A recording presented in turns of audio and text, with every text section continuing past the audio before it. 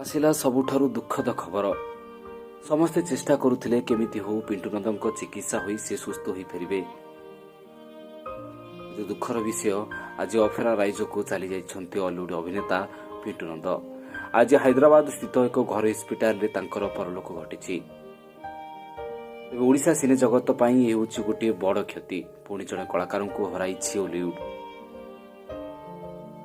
मास मास धरी चिकित्सा चलीथिला। दिल्ली पर हैदराबाद को निया जाइथिला, किंतु सेठारे तांकर मृत्यु घटिछि। मृत्यु बेलकु तांको 45 वर्ष होइतिला। 1968 मसीह भुवनेश्वर जन्म ग्रहण करथिले।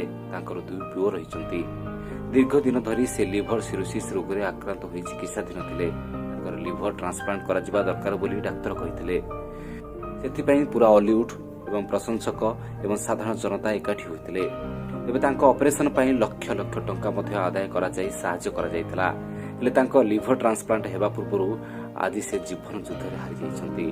समस्त को छाड़ी आरो पारी को चली जाइछंती हॉलीवुड अभिनेता पिंटू नंद। Bureau report Odisha Bhaskar.